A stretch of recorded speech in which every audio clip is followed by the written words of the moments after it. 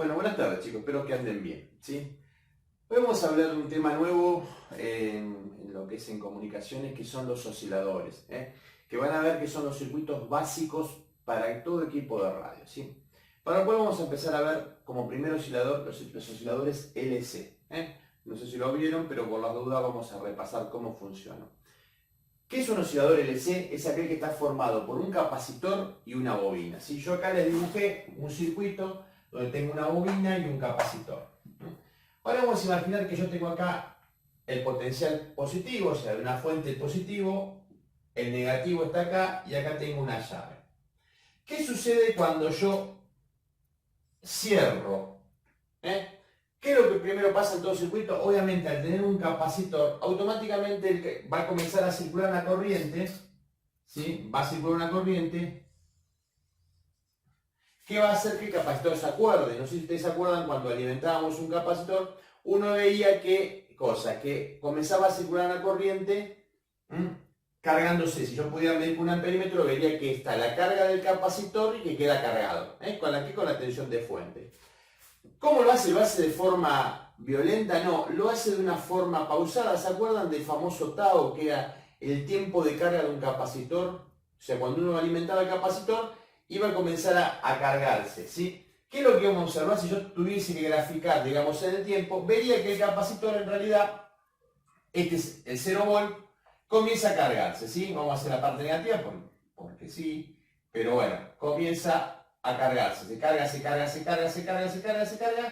hasta que llega al máximo. Fíjense que tiene como una especie de curva, en realidad la carga, ¿sí? Total, ocurría al cabo de 5 tau. ¿Se acuerdan que el valor del tau dependía de la resistencia y del valor del capacitor? En este caso obviamente la resistencia casi no existe. Uno pensaría que lo haría muy rápido, pero normalmente esto tarda 5 veces lo que se conoce como tau. O sea, si yo esto lo pudiera dividir, notaría que el capacitor se carga en primera instancia, en el primer tiempo, un 63%, después un 63% del restante, y así sucesivamente hasta llegar a la carga máxima.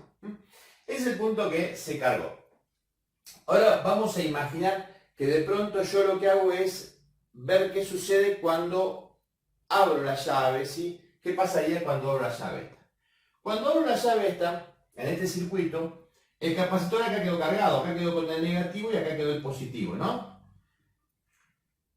¿Qué va a pasar? Se va a encontrar con un circuito que es una bobina, ¿sí? Una bobina es como un cortocircuito para la continua. Acuérdense que para la continua, ¿sí? La bobina es casi un cortocircuito. Entonces, ¿qué es lo que va a pasar? Va a comenzar a descargarse sobre la bobina. O sea, que esta corriente que está acá comienza a circular sobre la bobina. Comienza a circular sobre la bobina. ¿Qué es lo que voy a notar en el capacitor? Si yo mirara en el capacitor, que el capacitor comienza digamos, a descargarse. O sea, este símbolo que está al revés indicaría el tiempo de descarga de ese capacitor, ¿sí? También tarda 5 veces en descargarse, ¿sí? Y graficaría algo así. Al cabo, digamos, de un tiempo de cuando totalmente se descargó el capacitor, ¿qué es lo que sucede? Bueno, obviamente acá queda el positivo y acá queda el negativo. La bobina tiene una característica muy similar al capacitor. El capacitor se carga eléctricamente, es un sistema que carga eléctricamente a través de tensión. En la bobina lo que se produce es un gran campo magnético, ¿sí? Un campo magnético sobre sí misma, que es una forma también de almacenar energía. ¿Qué pasa cuando se termina de descargar el capacitor? La bobina que tiene ese gran campo magnético se contrae, ¿sí? Se contrae sobre sí mismo, y comienza a circular corriente ahora al revés, hacia el capacitor.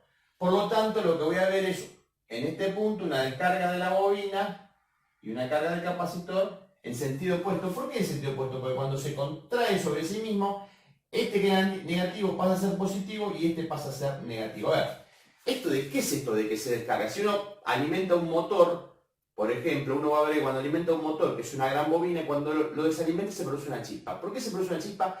Porque se produce un campo magnético en oposición. Bueno, ese campo magnético no es desperdiciado, sino que vuelve a cargar el capacitor, pero ahora de forma inversa. Acá el positivo y acá el negativo. ¿Correcto? Y vuelve a cargarse el capacitor. Hasta un punto donde totalmente cargado el capacitor y obviamente la bobina quedó sin carga. ¿Qué es lo que sucede instantáneamente? Otra vez se vuelve a descargar el capacitor sobre la bobina, pero con un sentido opuesto. Por lo tanto, lo que yo voy a ver es que me grafica esto. Bueno, esto que ven acá es una senoidal perfecta. Esta senoidal va a depender, después vamos a ver, del valor del tanto del capacitor como de la bobina. ¿Qué es lo que sucedería si yo de pronto esto lo dejara y graficara? ¿Qué es lo que pasaría? Pasaría esto, miren. La primera senoidal que está ahí, y automáticamente la segunda senoidal comenzaría a ser más chiquita, hasta que desaparece. Este tipo de senoidal que va desapareciendo, obviamente, hace de que, obviamente, esto no sea una senoidal pareja. ¿Cómo logro yo hacer un oscilador? Que es un oscilador, es un circuito que genera una señal senoidal perfecta y constante. En el momento que llego en este punto que está acá, de vuelta, que fue el comienzo de cero, ¿qué es lo que hago? Lo vuelvo a cerrar, vuelvo a la llave y vuelvo a repetir este ciclo. ¿Cuántas veces? Infinitas veces. Bueno, de esta manera es como yo generé un oscilador. Un oscilador que se produce cargando y descargando el capacitor sobre la bobina. Esta señal, que es una senoidal, recuerden que la senoidal tiene una amplitud. ¿Sí? ¿Qué era la amplitud? La distancia que había entre acá y acá, ¿sí? Esto es la amplitud de pico, una amplitud de pico a pico, ¿se acuerdan? Esto lo ven en cuarto año, pico a pico, y también tiene un periodo, ¿sí? Una longitud acá, que es un tiempo determinado, que depende del periodo, ¿se acuerdan? Dependía de la frecuencia del mismo. ¿Cómo saber esto? O cuando un circuito se dice que este circuito dice que está en resonancia. ¿Cuándo un circuito estaba en resonancia? Acuérdense de análisis monocircuitales, un circuito estaba en resonancia cuando la reactancia inductiva era igual que la capacitiva. O sea, si yo me pongo a pensar un poquito, vamos a hacer un poquito de matemática. Sí, vamos a hacer un poquito de matemática. Y acuérdense, ¿cómo era la reactancia? Teníamos XC era igual a 1 sobre 2pi por F por C, ¿se acuerdan? Y XL es igual a 2pi por F por L. Por L. Reactancia inductiva y reactancia capacitiva, que es la resistencia al paso de la corriente. Acuérdense que el capacitor y la bobina, para la alterna, se comportan como un circuito resistivo, como si fuera una resistencia, es el equivalente. ¿Y cómo se llama esa resistencia? Reactancia inductiva y reactancia capacitiva. ¿Cuándo hay una oscilación o cuando el valor de la reactancia capacitiva es igual a la inductiva? O sea, uno puede decir que va a oscilar un circuito a una determinada frecuencia cuando XC es igual a XL. Entonces vamos a reemplazar ahora los términos. Vamos a poner 1, ¿sí? 2pi por F por C es igual a 2pi por F por L. Vale.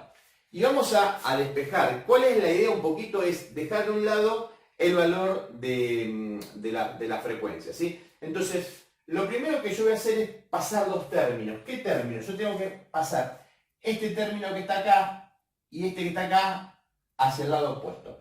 Recuerden que todo lo que estaba multiplicando pasa dividiendo, pero vamos a ver si ustedes se acuerdan cómo se despejaba.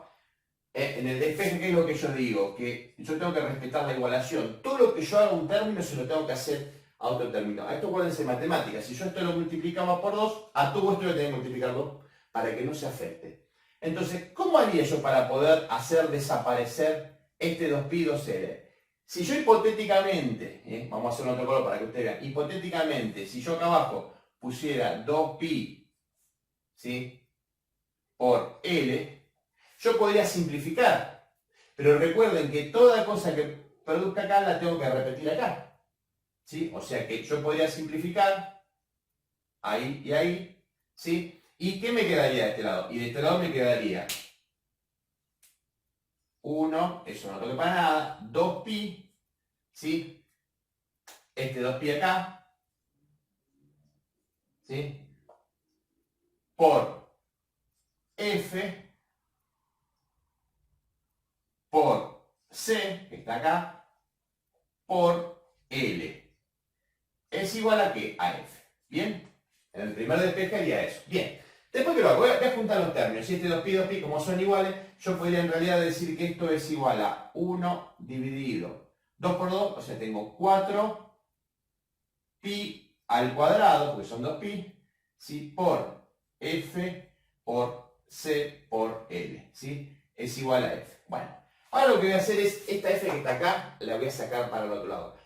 ¿Cómo hago con el mismo concepto? ¿Sí? Recuerden, ¿cuál es el mismo concepto? ¿Sí? Si yo, ¿cómo simplifiqué acá? Y si yo acá tuviese f, yo podría simplificar este término con este término. Pero todo lo que yo aplique a este lado, lo tengo que aplicar acá. Entonces, ahí podría simplificar. Entonces, f por f queda f al cuadrado. Entonces, me voy a este lado para que vean. Sigo acá, ¿eh? Sigo hacia arriba. Entonces, ¿qué me va a quedar? 1, 4 pi al cuadrado por c por l es igual a f al cuadrado. Perfecto. Ahora yo lo que voy a querer hacer es sacar este término, el cuadrado. ¿Y cómo saco este término al cuadrado? Y con una raíz. Yo puedo aplicarle, si yo tuviese acá una raíz y tuviese una raíz, esa raíz ¿qué podría hacer? Simplificar esto con esto. Pero todo lo que aplica acá lo tengo que aplicar de acá. Quizás esto que yo les estoy explicando es una tontería, pero es una forma también de despejar, por ahí un poquito más fácil, por lo menos para que entiendan. Entonces ahí yo podría, si yo aplicara una raíz, yo podría simplificar este término con el término. Ustedes me dirán, pero que la C, si poner, sí, yo puedo poner lo que quiera en cada término, mientras lo repita al otro lado. Y ahora, ¿qué me va a quedar? Me va a quedar, lo vamos a hacer de vuelta, me va a quedar la raíz, ¿sí? De 1 sobre 4 pi al cuadrado por C por L, ¿no? Es igual a F. ¿Perfecto? Porque acá simplifiqué, cuadrado con este, y esta raíz la dejé. Bueno, voy a aplicar la raíz esa a cada término. La raíz cuadrada de 1 me va a quedar 1. Si le aplico la raíz a 4 me queda 2. Este 2 con este 2 se van, me queda pi. Y este no lo voy a poder sacar y me va a quedar, lo dejo aplicado, L por C. Es igual a F. Bueno, ¿qué quiere decir? Esto es lo que usted tiene que saber, que es lo más importante. Que la frecuencia de resonancia en el circuito de los osciladores de C va a depender de esta ecuación, donde dice que la frecuencia es igual a la inversa de 2pi de la raíz cuadrada del valor de L por C. ¿Correcto? Esto es la fórmula que ustedes deben acordarse. Todo esto que yo expliqué matemáticamente es cómo se llega a partir de decir este término es igual a este término. ¿Correcto? Bueno, ahora, dentro de los osciladores que son NC tenemos dos tipos. Uno que se llaman Colpi y Hartley, ¿sí? Entonces yo ahora les voy a dibujar, ¿sí? Cada uno de ellos para que vean cómo son, o cómo serían. Somos primero, dentro de los osciladores,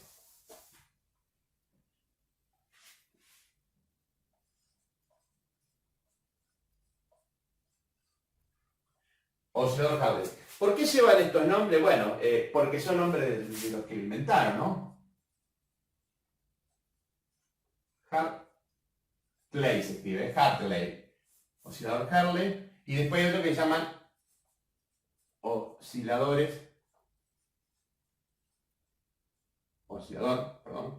Colpic. Colpic. Son los dos tipos de osciladores, ¿sí? Son osciladores de tipo LC. Digamos, esto yo les doy porque para mí son los más importantes y son los que yo les voy a hacer llegar en el material teórico que les voy a dar, ¿sí? Entonces, ¿en qué consiste todo oscilador? Todo oscilador consiste en un circuito que normalmente, dentro de una propiedad que se llama propiedad de Barkhausen, que dice que todo oscilador es aquel que es un amplificador con ganancia 1 que tiene una realimentación positiva. Es el único caso que ustedes van a ver que tiene realimentación positiva. La mayoría de los circuitos que hay en control son con realimentación negativa. Este tiene realimentación positiva. Entonces, primero nos vamos a referir al Hartley. ¿Sí? Entonces, si es un amplificador, como todo amplificador, tiene obviamente, vamos a poner una resistencia 1, una resistencia 2, un transistor. ¿Sí? El transistor normalmente podría ser un NPN, este punto que está acá en un NPN va a masa, ¿correcto? Esto vendría a ser el VCC positivo, ¿correcto? y acá yo voy a alimentarlo, ¿sí? El gran problema de cuando uno alimenta, si yo alimentara por una resistencia acá, el gran problema que hay, yo le voy a contar qué pasa en comunicación. Si yo alimento por una, cuando esto comienza a oscilar, esa señal senoidal se me va a colar por este circuito. Y me va a alimentar y me va a ir la señal senoidal a toda la alimentación de todo el equipo de radio. Por lo tanto, me genera un problema. Entonces, ¿qué se tuvo que hacer? Se tuvo que poner a inventar algo que se llamó choque. ¿Qué es el choque? Es una bobina, ¿sí?, de un valor determinado. ¿Qué hace el choque? Ese choque hace de tapón para la alterna. La continua pasa sin ningún problema, ¿sí? Para el caso digamos, de la señal senoidal, obviamente esto se comporta como un circuito abierto, no puede pasar, o sea, van a pasar la alimentación, pero no va a poder retornar la señal senoidal, por lo tanto no me va a afectar el circuito y no me va a autooscilar, ¿correcto? Después que viene una etapa de desacople con un capacitor cualquiera, ¿sí? Y acá viene, en el caso del Harley, la bobina. ¿Qué tiene de característica esa bobina? Que tiene una derivación en el medio, se deriva en el medio, ¿correcto? ¿Dónde va a ir esa derivación? Esa derivación normalmente va a ir en este punto, ahí. ¿Y dónde va a ir? Este punto que está acá va a ser el lugar, digamos, que se inyecta o se realimenta. La realimentación en este circuito está acá. Esto está dado por un capacitor. O sea, ¿cuánto? Bueno, yo después les cuento, en la práctica más o menos es el 10%. Si esto tiene 100 vueltas, más o menos a las 10 vueltas yo hago una derivación y parte de eso lo inyecto. Esta realimentación que ven acá es una alimentación positiva, por la forma de la bobina. ¿Qué más tiene? Tiene un capacitor, porque esta es la bobina, esta es L, ¿correcto? Esa L la vamos a dividir en dos, la vamos a dividir en LA1 y LB1, por ponerle un nombre cualquiera que un poco de importancia tiene, ¿sí? ¿Y qué más va a tener? Va a tener un capacitor. Vamos a llamarlo el C1, por poner un nombre. Ahí tenemos el circuito de salida, ¿sí? Y acá tenemos, obviamente, la señal de salida. Bien. ¿Cómo funciona este circuito? Simple y sencillo. Cuando ustedes lo alimentan, comienza a circular corriente, se alimenta la etapa, esta está polarizada. Este punto que es negativo, ¿qué hace? Se cierra, este punto se sube acá, ¿y qué pasa? Comienza a oscilar. Comienza, digamos, un periodo de oscilación donde digamos, se carga, ¿qué cosa? El capacitor que está acá. Circula la corriente por acá, carga este capacitor, se carga, o sea, en el arranque, ¿sí? Cuando abre, obviamente, se descarga sobre la bobina, y comienza a autooscilar y genera una señal senoidal. Bueno, este es el Harley. Lo que ustedes tienen que identificar es que los osciladores Harley tienen una doble bobina. El Colpic es exactamente igual, pero en vez de tener una doble bobina, tiene un doble capacitor. O sea, si yo mirara el circuito, sería algo así.